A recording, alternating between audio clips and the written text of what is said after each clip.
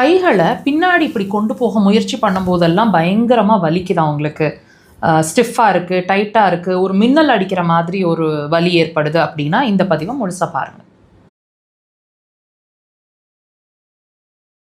ஒவ்வொரு தடவை கையை பின்னாடி கொண்டு போக முயற்சி பண்ணும்போதெல்லாம் பயங்கரமாக வலிக்குது.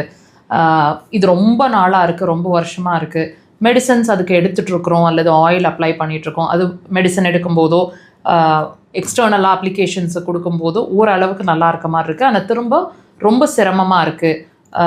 ரொம்ப வருஷமாக இதுக்கு சஃபர் ஆகிட்ருக்கோம். இதுக்கு என்ன தீர்வுன்னே தெரியலன்னு யோசிச்சுட்ருக்கீங்க அப்படின்னா நல்லா கவனிங்க. இந்த பதிவு உங்களுக்கு கண்டிப்பாக ஒரு கிளாரிட்டியை கொடுக்கும்.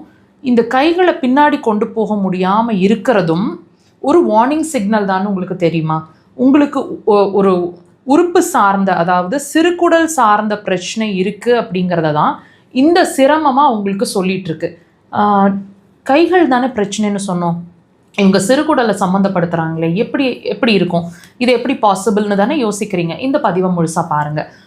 நீங்கள் நான் சொல்லக்கூடிய விஷயங்களை வாட்ச் பண்ணிங்க அப்படின்னா இதுக்கும் அதுக்கும் சம்மந்தம் இருக்குது அப்படிங்கிறத கண்டிப்பாக உங்களாலேயே உணர முடியும்.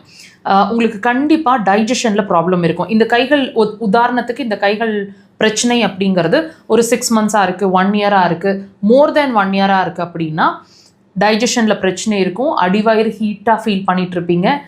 கால் இடுக்குகள், அதாவது கொரன் பகுதி அப்படின்னு சொல்லக்கூடிய இடங்களில் கண்டிப்பாக ஹீட்டாக ஃபீல் பண்ணிகிட்ருப்பீங்க. சில நேரங்களில் பாடியில் டெம்பரேச்சர் ஃப்ளக்சுவேஷன்ஸ், உள்ளேயே தலை சூடாக இருக்கிறது, உடம்பு கூலாக இருக்கிறது, மாறி இருக்கிற மாதிரி இருக்கிறது, அல்லது பாடி எப்பவுமே ஹீட்டாகவே தான் இருக்குதுன்னு ஃபீல் பண்ணுறது. அது மட்டும் இல்லைங்க, நீங்கள் என்னதான் நல்ல ஆரோக்கியமான உணவுகளை வீட்டு சாப்பாடு, நல்ல பருப்பு எல்லாம் நல்லா சாப்பிட்டாலும் பாடி எக்ஸ்ட்ரீமாக சீக்கிரமாக எக்ஸாஸ்ட் ஆகிடுற மாதிரி ஒரு உணர்வு இருக்கும்.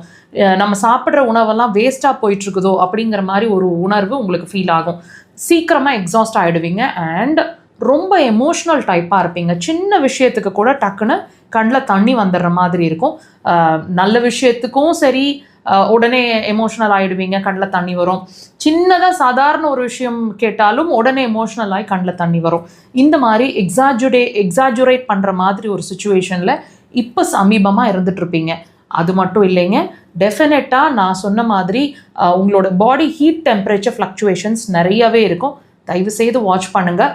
இதுக்கும் அதுக்கும் சம்மந்தம் இருக்குது. அடிக்கடி கழுத்து பிடிக்கிற மாதிரியும் இருக்கும். ஸோ உங்களோட ஒவ்வொரு விஷயமும் உங்கள் உடல் சொல்லிட்டு இருக்கக்கூடிய ஒவ்வொரு விஷயமும் வியாதி இல்லை, வியாதி இருக்கிறதுக்கான அறிகுறி அப்படிங்கிறத அட்லீஸ்ட் இப்போவாது அண்டர்ஸ்டாண்ட் பண்ணுங்கள். அக்குபஞ்சர் சிறந்த தீர்வாக இருக்கும்.